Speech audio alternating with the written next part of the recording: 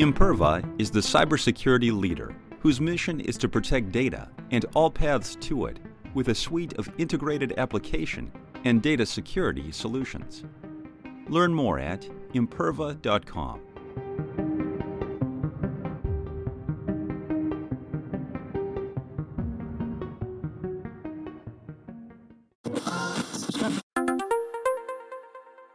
This is a special announcement. We are heading to RSA conference in San Francisco for our 11th years of coverage, April 28, May 1st.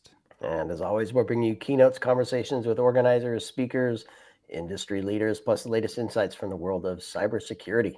And we'll reconnect with old friends, meet new ones, and of course, we want you and your company to join us. We have a few spots left for full sponsorship and our on-location briefings. You can book yours now at itspmagazine.com/RSAC. We're going. And you're coming with us. And hello, everybody. You're very welcome to a new episode of Redefining CyberSecurity. I'm Sean Martin, your host, who I get to talk to loads of cool people about cool topics. I think they're cool. Cybersecurity is cool, even if it's a bit nerdy. But it's an important piece of running a business. It's an important piece of keeping things safe and running smoothly in society. And sometimes organizations, sometimes government needs to step in and give us a hand. And we're going to talk about one of those things coming from the European Commission, the Cyber Resilience Act. And I'm thrilled to have Sarah Fluchs on. Sarah, how are you? Hello, good to see you. Good to see you as well. We've this has been a session in the making for a while. We finally connected, so I'm thrilled to have you on the show.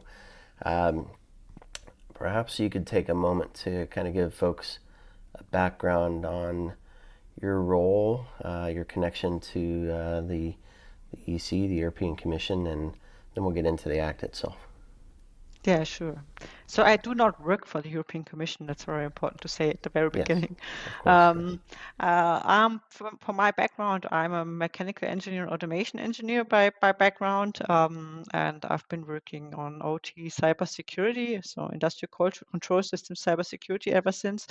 And I'm professionally, I'm the CTO of admeritia, which is a consulting company working for 20 years now on OT cybersecurity, a variety of topics, but always in the industrial sector.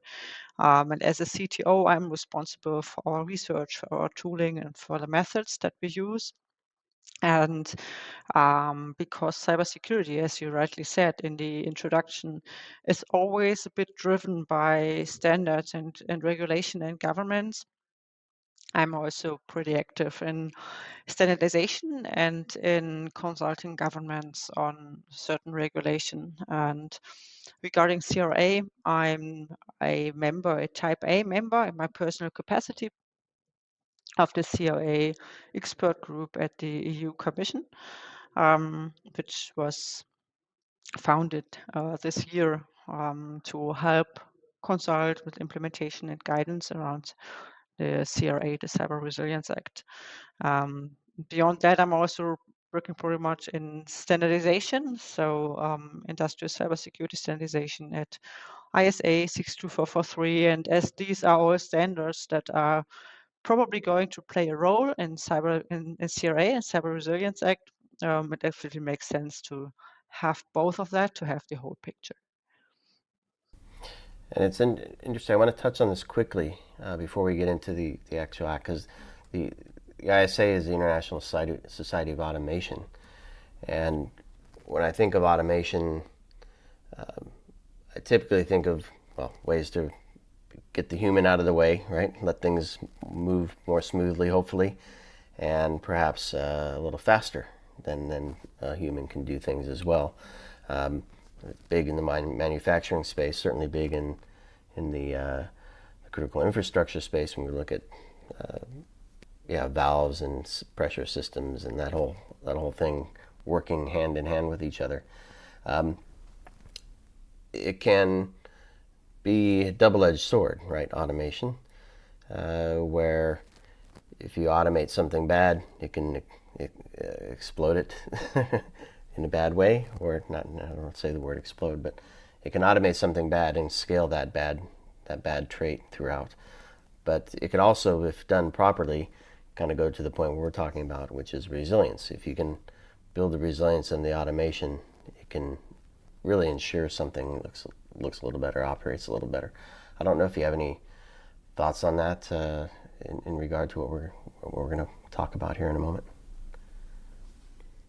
Yeah, I mean, that's exactly right. I mean, what you described regarding automation, that's exactly what industrial automation is about. So it can be manufacturing and robots, and it can be process industry with valves, and a lot of critical infrastructures are automated, our water utilities and the power grid and things like that. And that's why resilience in these systems plays such an important role.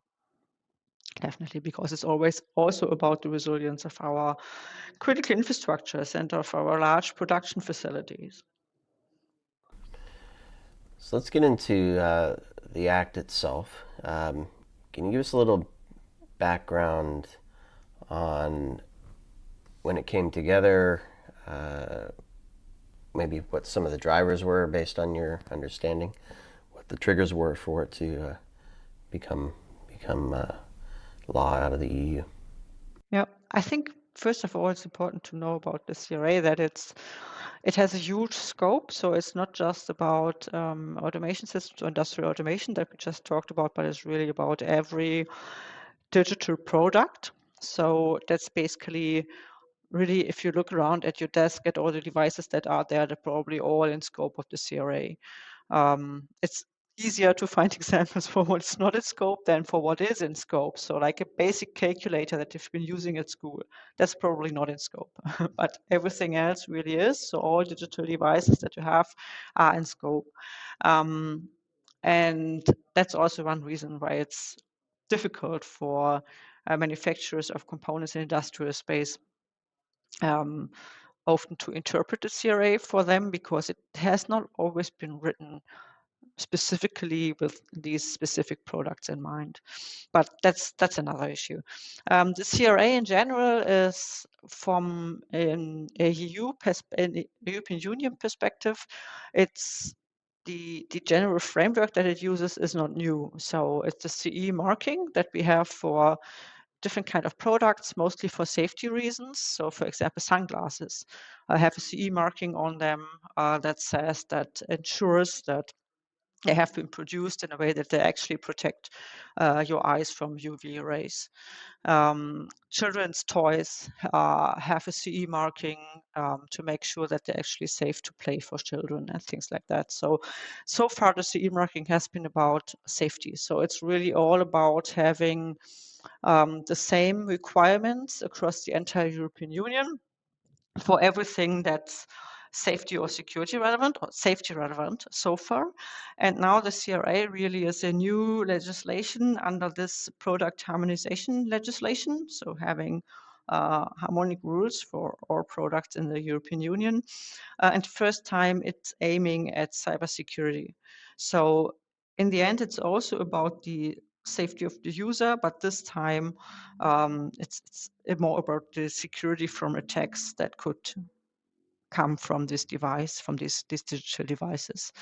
And that's why it's the first time about security, but it makes sense to have them under these entire frameworks. And that's why it's so new, really, in terms of regulation, because I'm not aware of any other regulation in the world that has such a broad scope. There are some for IoT devices. In UK, for example, there is something for automotive, but that for regulation that really has such a huge scope, and it's really a hard regulation that says, okay, you need to meet these requirements, or else you're not going to sell your product on the European markets. That's really pretty unique, I think, and it's also a reason why a lot of manufacturers are currently really trying to wrap their heads around CRA and saying, I have heard so many manufacturers saying, but the EU Commission can't possibly mean it. I mean, it's really a harsh regulation, and unfortunately, well, they can. So unfortunately, from a manufacturer's perspective, maybe. Can they have? Oh no, please continue. Sorry, what was that? I was said, please. It sounded like you were going to say something else, but I'll actually take this moment. We'll get into the well, they can and how they can, and because how is important. But I want to keep on the scope for a moment, because there's another point, and it's right in the opening part of the site that I'm looking at here. So in terms of, you mentioned not the calculator, but it does mention baby monitors, right, which sit in a home, smartwatches, things like that, and the software that makes them work, and the information that makes them run. And it speaks to the entire life cycle of the product as well. So from manufacturing to actually running it. And there's a word in there, or the retailers. And that to me just kind of makes me twig a little bit. How do the retailers know? I guess they're a part of the chain to say we're only going to, not only can the EU allow something to be sold, but a retailer has to do that double check, I guess. It's really always about placing on the market. That's the key word. So it's always, the CRA always aims at the entity that places a certain product on the EU market. So the first one that sells a product on the EU market is responsible for that it complies with CRA requirements. And that can be, of course, if you think about who could that be, that could be the manufacturer himself, so producing something and also placing on the market. It could be, but it could also be a retailer that really just takes the product, buys it from another manufacturer, and then places it first time on the EU market, and they then have to make sure the product complies with CRA. Of course, they can only do that to a certain extent, and because they don't have insights about the production process and things like that. But they need to make sure that all products that they sell, at the very least, have the CE marking. And make sure that they don't have products in their store. That's important for online stores, for example. And it's also a big problem that we have in the European Union, for example, with online stores and apps from China, for example, because they just place these products on the market. And if you buy something from these stores as a consumer, depending on where the legal entity is, it could be that you are the importer of that product, and that is really a complicated issue. So yeah, retailers, manufacturers, or importers of the product are the ones that are responsible for complying with the CRA requirements, or at least making sure that nothing in their store, nothing they import, nothing that they offer to the European market does not comply. So there's the making of it, placing it in the market.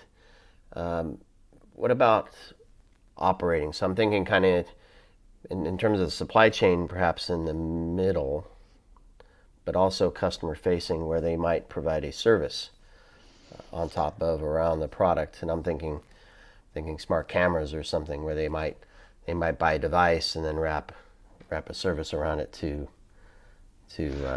offer additional capabilities, or cloud store. I'm making stuff up here, but how does that scenario look in respect to this?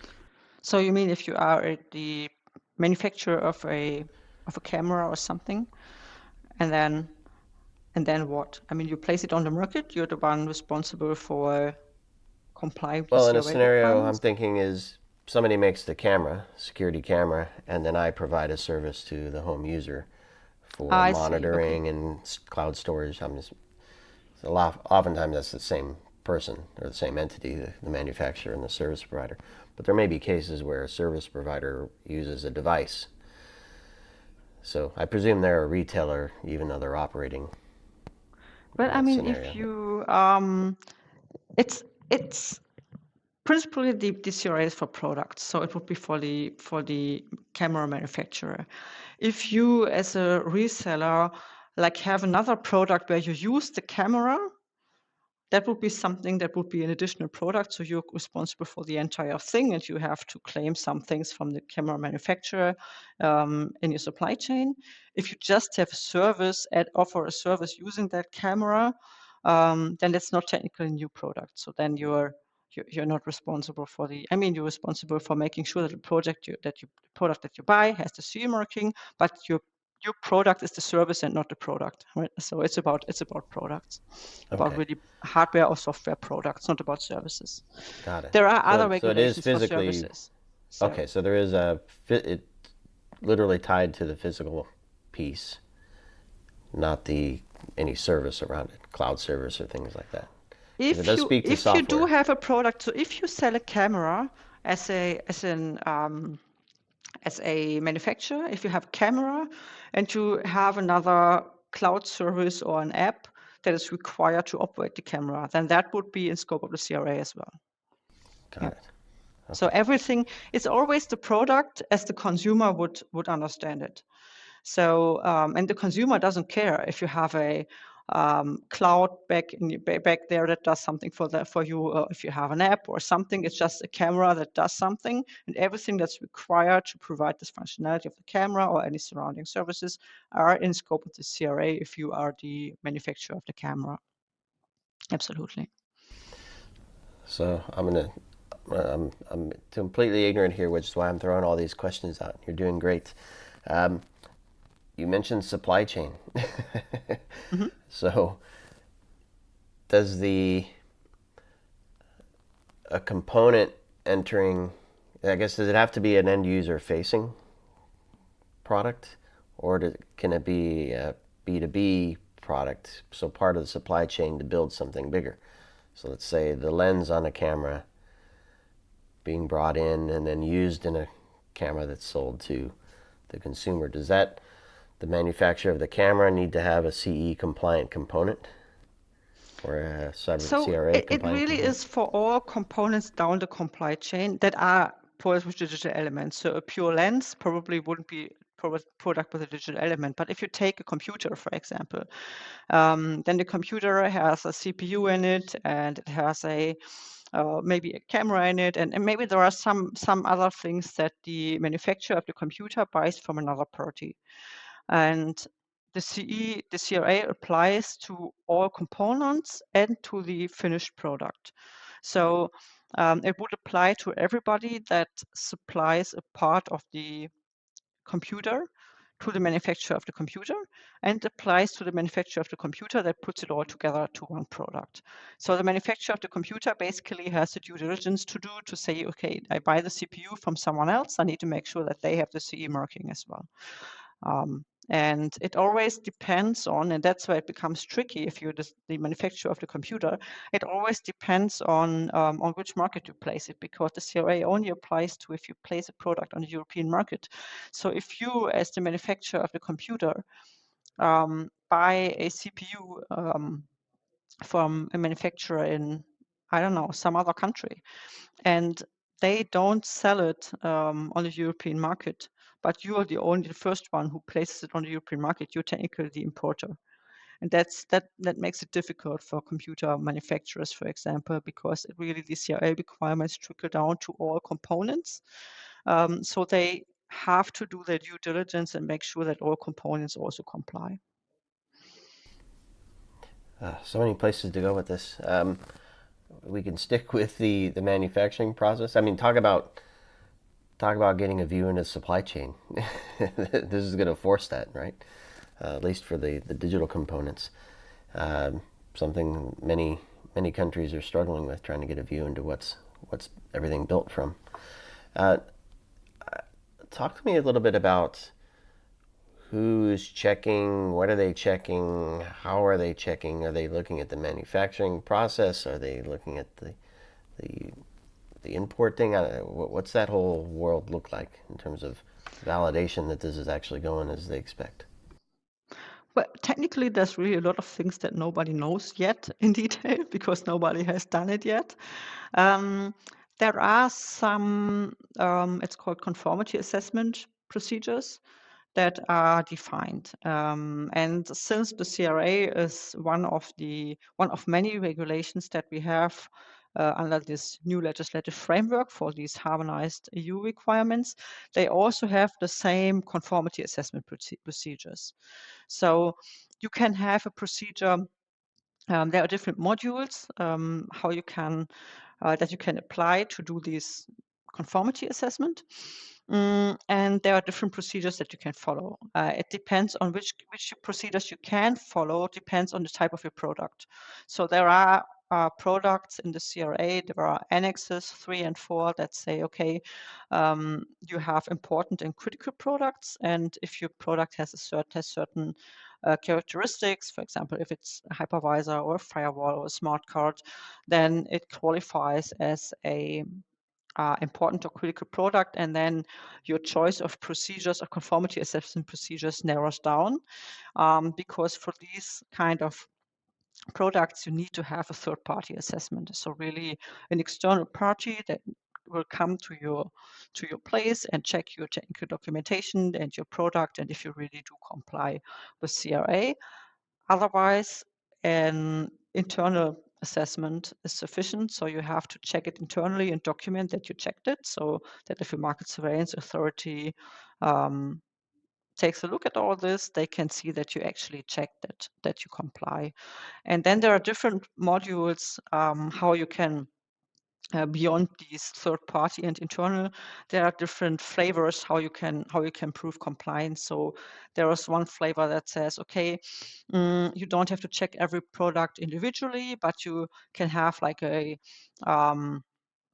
pattern that says, okay, I usually build my products this way, and you have that checked. Or you can have a quality management system that also applies to your design process and your production process, and then you have the quality management system checked. And then there's also a European cybersecurity certification scheme underway that is currently being defined.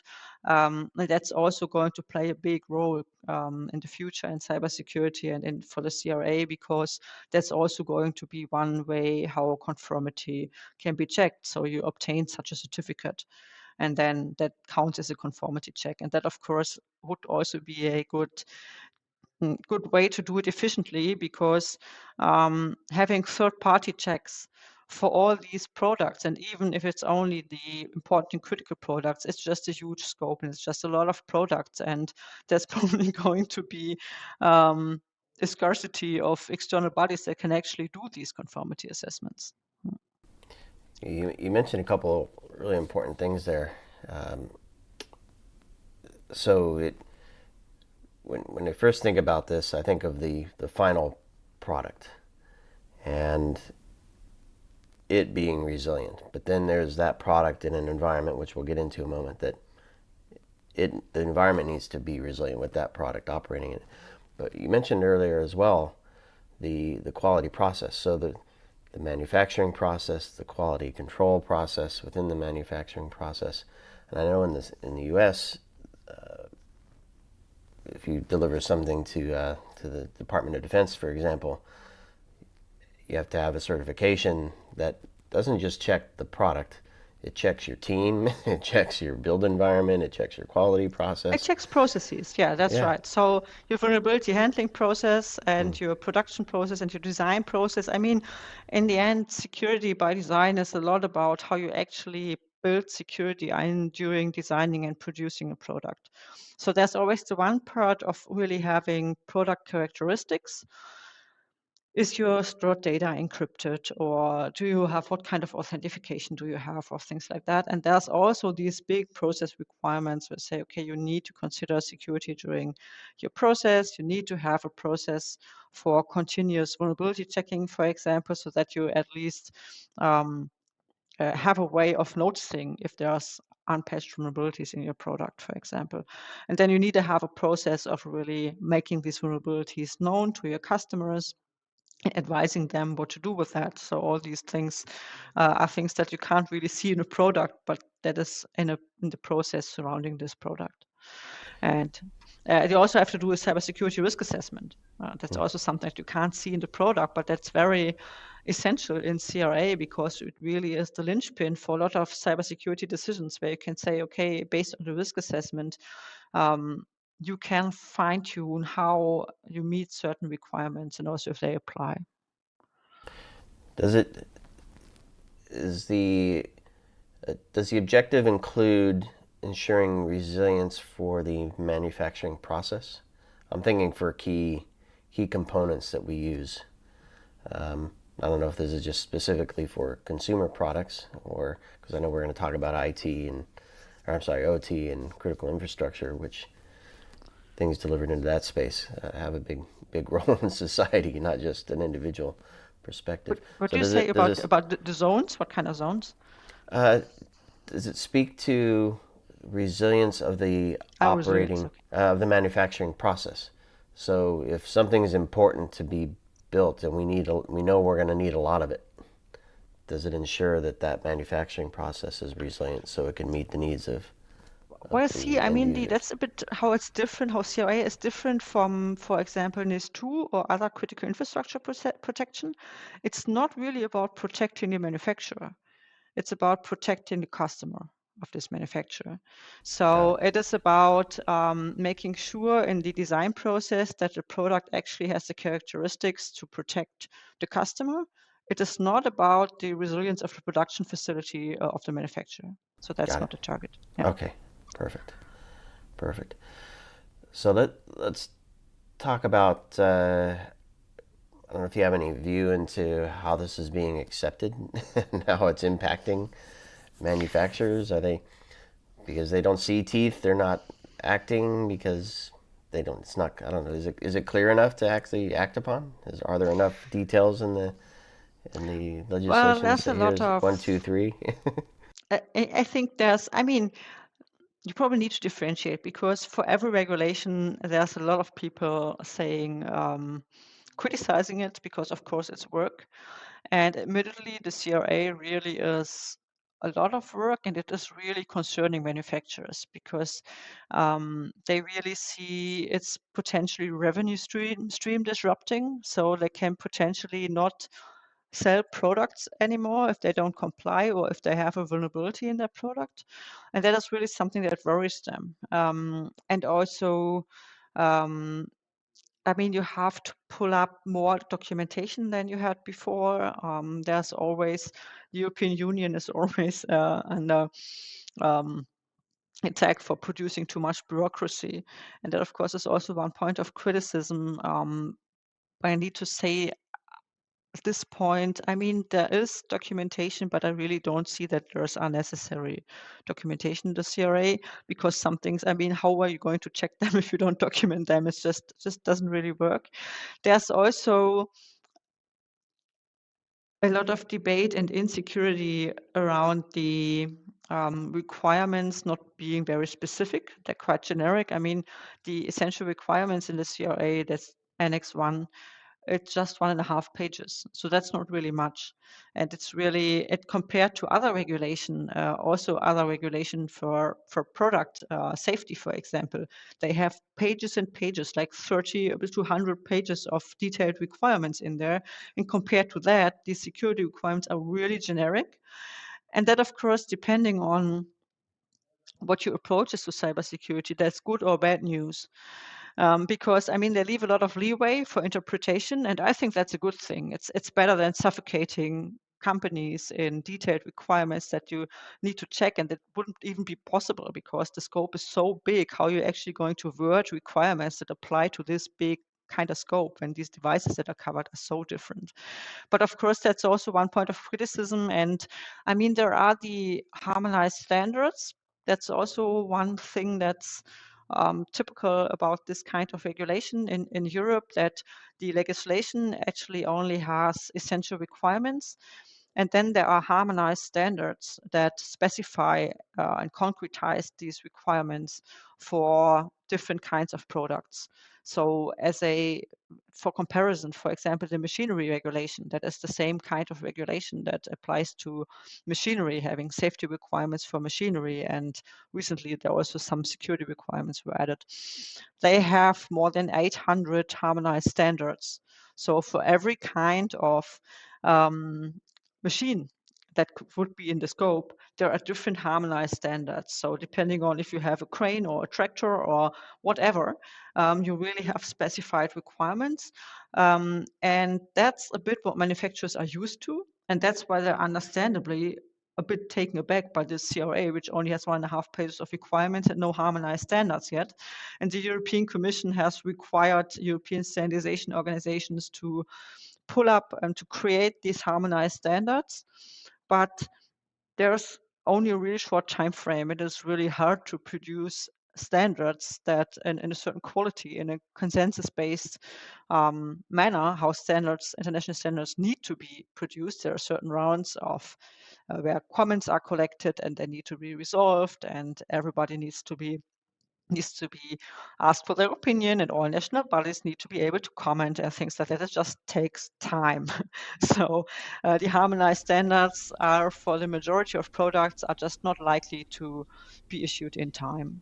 And that, of course, is something that raises insecurity among manufacturers, because they don't really have a clear checklist to boxes to tick to say, okay, I just have these requirements and I follow these and then I'm good. And that means that you have to do a lot of interpretation and of the 1.5 pages of requirements that are actually there. And I think that's not just a bad thing, but it's a point of insecurity.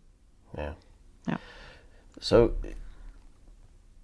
a checklist is one thing, and it's something presumably, whether it's even if it's just a page and a half long of checklist, not 600 pages or 800 pages, whatever it might be, it's a checklist, right? So checklist would be good, but then when I think of this from a security perspective, and you mentioned the word vulnerability assessment of the application or the product, there's no such thing as 100%. So that isn't a removing vulnerabilities isn't a checklist, in my opinion. it's a bar. That's right. Yeah, and it's a process. Who knows how Yeah. that bar sits and what's important for a different product and who determines that. And so has there been any thought or says presentation? you need to place a product on the market that's free of known and exploitable vulnerabilities. That's pretty clear. And this also was worrying Okay, so known. many Okay, manufacturers. Yeah. So known vulnerabilities is clear, but introducing your own new ones is that's right. more likely the case. How does it address that? Does it address that? Like that you're not producing more vulnerabilities in product, or?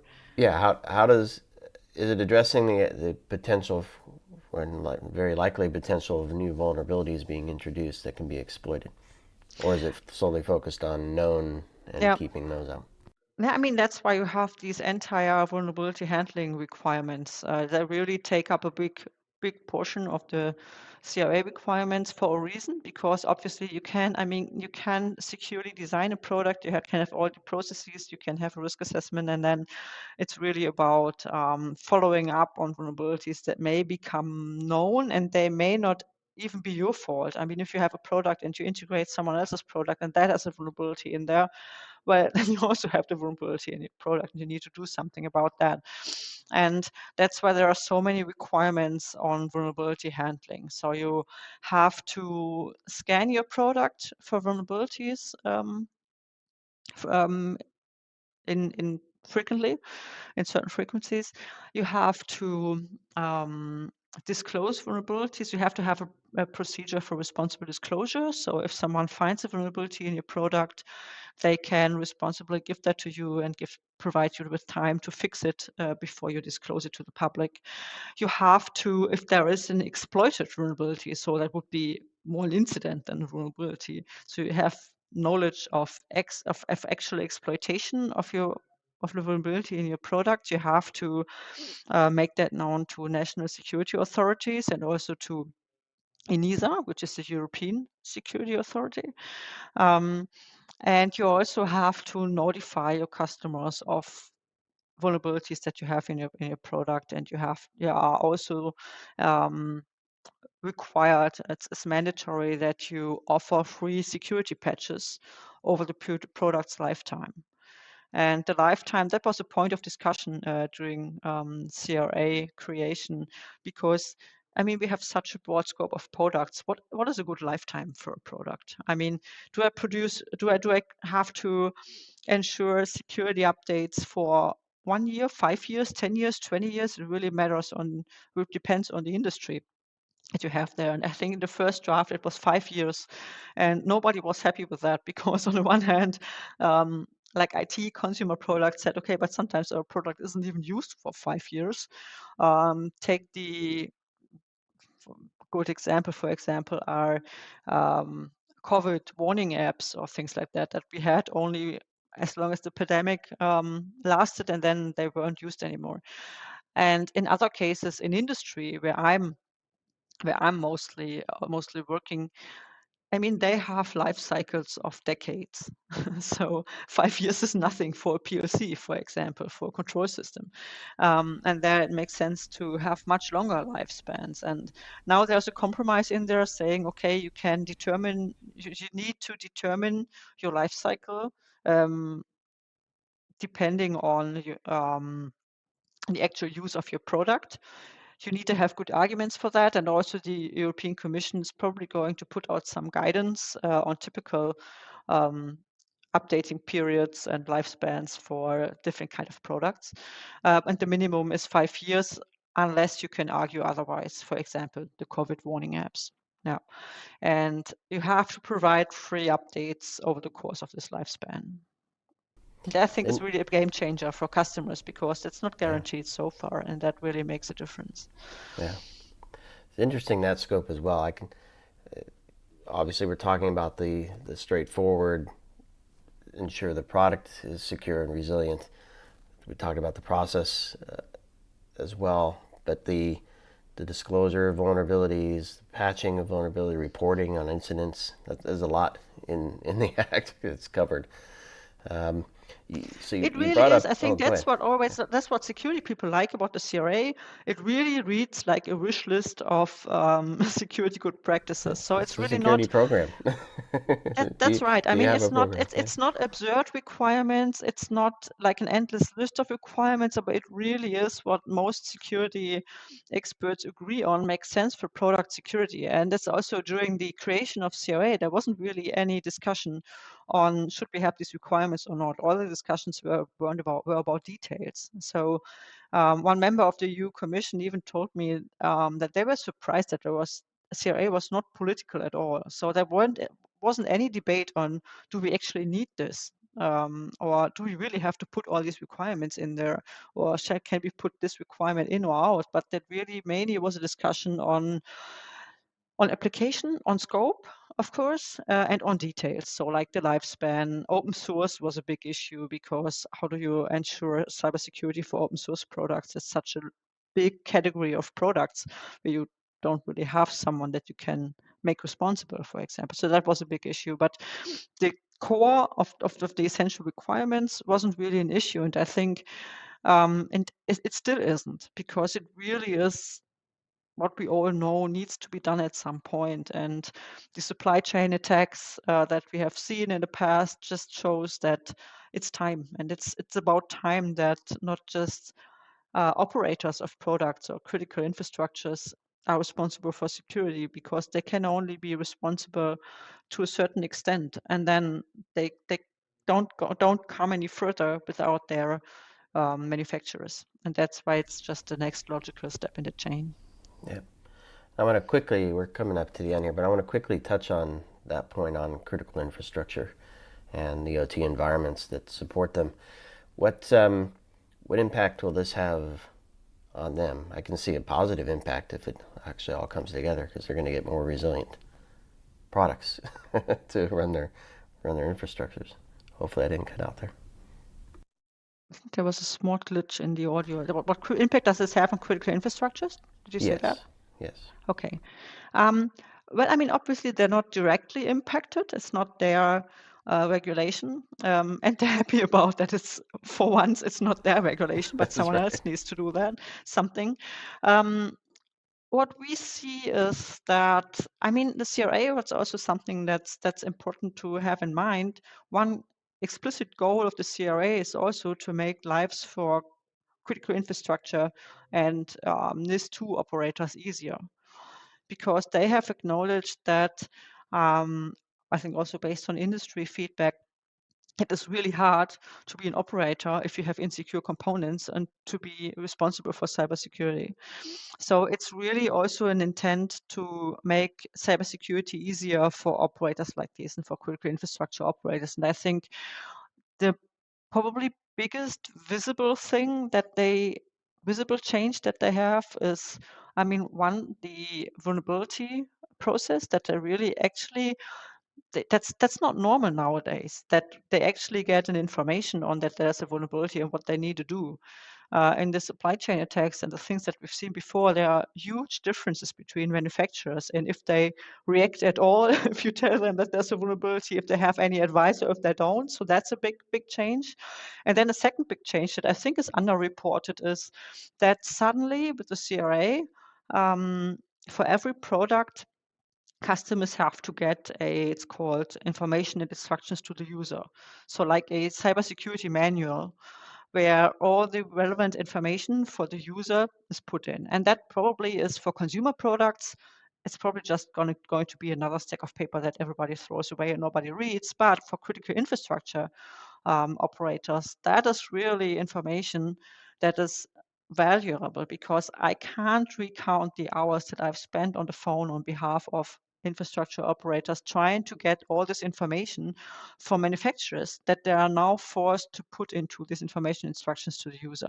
It's just about the basic functionality, about what protocols are being used, about how does updating work, how can I switch from default updating to other updating processes, which risks did I actually consider and which risks didn't I consider? Because then the critical infrastructure operator, they do have to do their own risk assessments. So all information that they can get about risk assessments about their components helps them in doing their own risk assessments. So that really, I think, is going to make a difference, at least if manufacturers take this seriously. And that's also where I'm hoping for a bit of a competition between manufacturers doing that well or less well.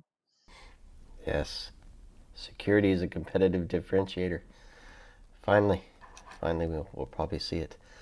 Yeah, but I love this idea of don't just hard code the password, right? The admin and password. Right. Make it that's a secure by design thing. But then also document it and let people know they should change it in the manufacturing environment.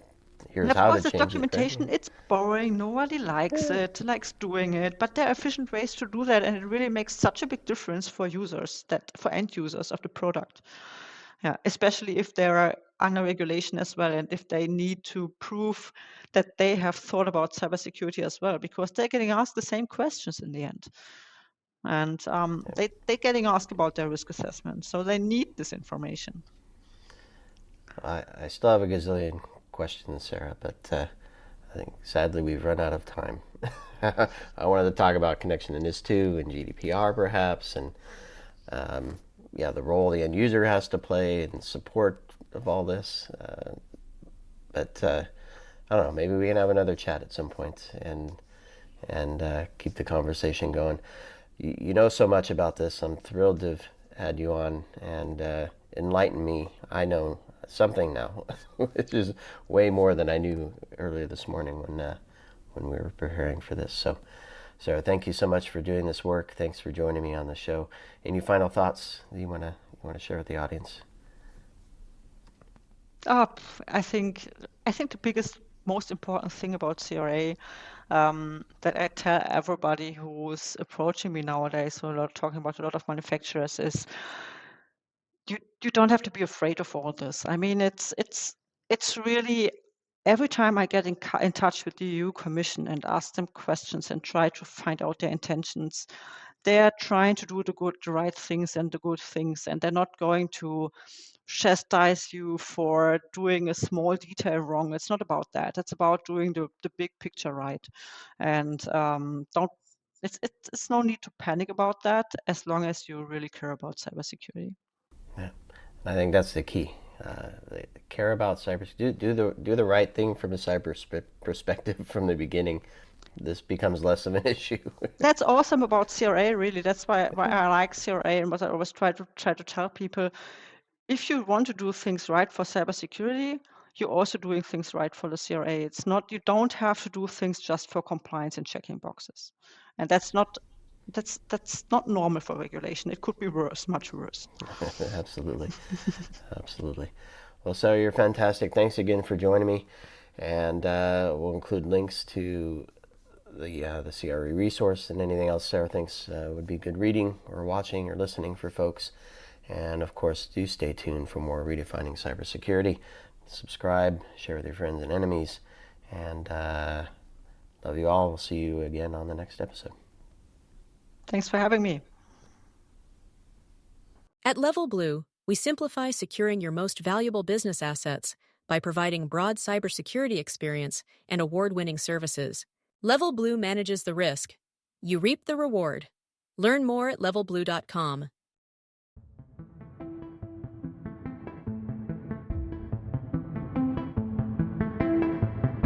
Imperva is the cybersecurity leader whose mission is to protect data and all paths to it with a suite of integrated application and data security solutions. Learn more at imperva.com.